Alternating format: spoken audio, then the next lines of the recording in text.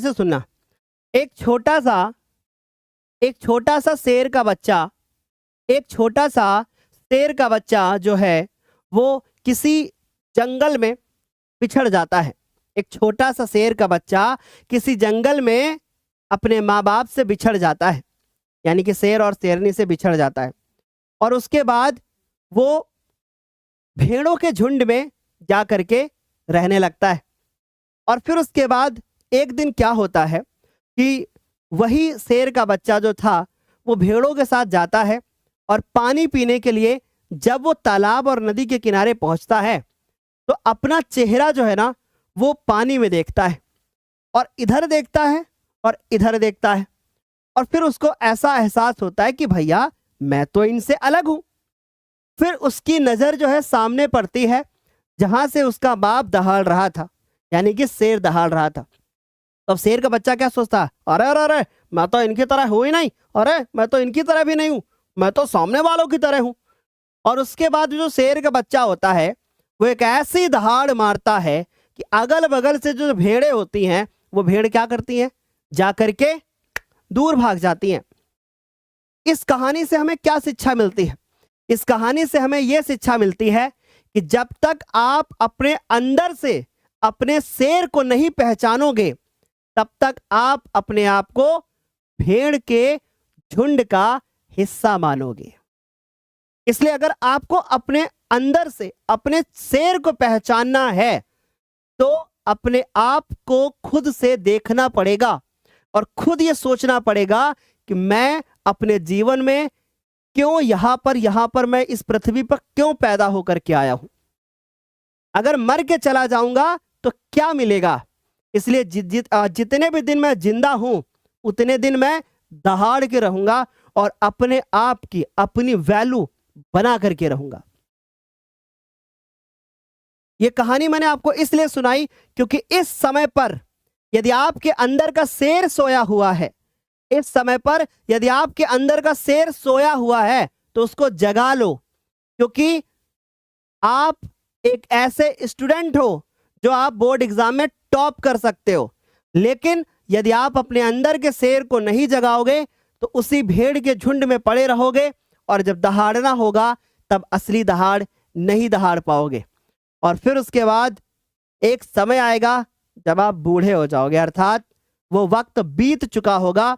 मैं आपसे एक बात बोलता हूं, जनवरी और फरवरी मात्र 2 महीने ऐसे हैं जो आपको आपके परिवार में इज्जत दिला सकते हैं, वो आपको समाज में इज्जत दिला सकते हैं, वो आपको स्कूल में इज्जत दिला सकते हैं, वो आपको पूरे जिला में इज्जत दिला सकते हैं। सोचो आप अगर जिला के टॉपर निकले तो आपको कितना अच्छी तरीके से सम्मानित किया जाएगा, अवार्ड भी मिलेगा और कुछ आपको उपहार भी मिलेगा, है ना। और साथ ही साथ कहीं आपने अगर स्टेट टॉप कर दिया, टॉप 10 में रैंक में आ गए आप, तो हो सकता है कि आपको उपहार मिले, अवार्ड मिले, और जब तक जिंदा रहोगे तब तक याद रहेगा, मरते दम तक याद किया जाएगा कि वो 10th में पूरे प्रदेश का टॉपर था। आपका परिचय इस बात से दिया जाएगा कि आप पूरे प्रदेश में टॉपर थे, पूरे प्रदेश में 10 रैंक के अंदर थे, इस बात से आपका परिचय दिया जाएगा।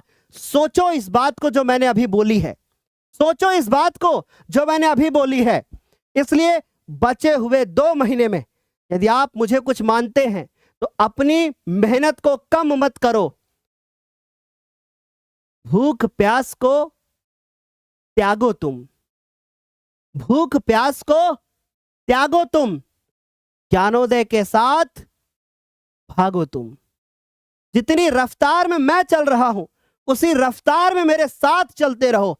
3 घंटे का मैराथन, 3 घंटे का मैराथन जो मैं डेली शाम के कर रहा हूं, इस मैराथन को अगर आपको 24 घंटे के बाद देखना पड़े तो सोच लेना तुम लापरवाही कर रहे हो, क्योंकि 24 घंटे में 80,000 बच्चे उस मैराथन को देख लेते हैं और तुम 80,000 के बाद आते हो, पीछे हो तुम। याद रखिएगा, पीछे हो तुम।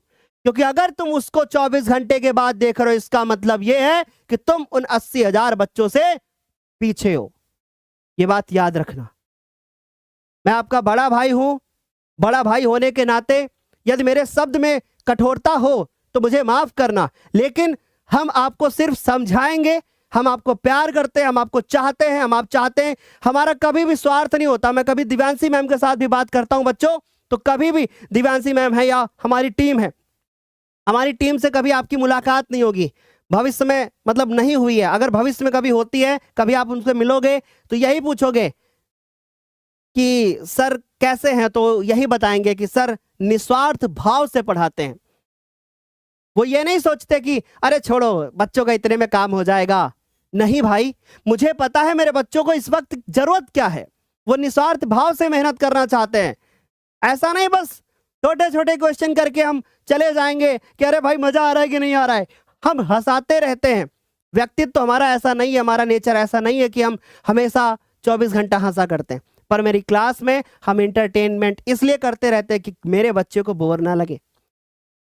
मेरा वास्तविक जीवन ऐसा नहीं है जैसा मैं क्लास में रखता हूं।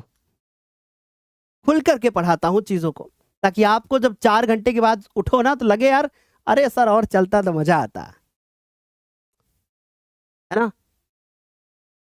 तो मेरी बात याद रखना, बुरा मत मानना अगर मैं कभी कुछ कह दूं, मैं आपको डांट दूं, कुछ कह दूं, बुरा मत मानना बेटा। ये तो थी पहली स्टोरी। अब दूसरी स्टोरी सुनो। ये तो थी पहली स्टोरी। एक एक हाथी एक रास्ते से जा रहा था। मैं टाइम वेस्ट नहीं कर रहा हूं, आपको समझा रहा हूं। एक हाथी एक रास्ते से जा रहा था। कुछ कुत्ते उस पे लगातार भौंक रहे थे, लेकिन हाथी पलट करके उनको जवाब नहीं दे रहा था। इस बात के लिए जवाब नहीं दे रहा था क्योंकि वो कुत्ते उसका कुछ बिगाड़ नहीं पाएंगे। इसलिए यदि आप हाथी हैं तो एक चाल से चलते रहो बेटा। कभी मत सोचो कि तुम्हारे प्रति कौन टिप्पणी कर रहा है, तुम्हें कौन बोल रहा है। बोलते हैं ना अगर पड़ोसी की ये कुछ नहीं कर पाएगा, उनको उस वक्त जवाब अपने आप मिल जाएगा जब तुम्हारा बोर्ड एग्जाम का रिजल्ट आएगा। और जिस दिन ये आया ना कि ज्ञानोदय से यार पूरे स्टेट में चौथी रैंक निकली है, भाई चौथी निकली है इसलिए चौथी बोल रहा हूं कि पूरे स्टेट में चौथी रैंक निकली है। सोचो यार ज्ञानोदय के ऊपर कितना गर्व होगा। कितने गर्व से मैं ये बात बोलूंगा, है चौथी रैंक दिया है हमने पूरे प्रदेश में फ्री पढ़ा करके। ये भी तो सोचो। तो भाई इसलिए यदि आपके ऊपर कोई टिप्पणी करता है, यदि आपके ऊपर कोई टीका टिप्पणी करता है, इग्नोर मारो भैया, चलते रहो अपने राह। क्योंकि राह संघर्ष की जो चलता है वो इतिहास बदलता है। राह संघर्ष की जो चलता है वो इतिहास बदलता है। और जिसने रातों से जंग जीती है, जिसने रातों से जंग जीती है, वो सूर्य बनकर निकलता है। इसलिए ये जितनी रातें हैं मेहनत करो, ये मेरी रिक्वेस्ट है आपसे। चलिए आगे चलेंगे।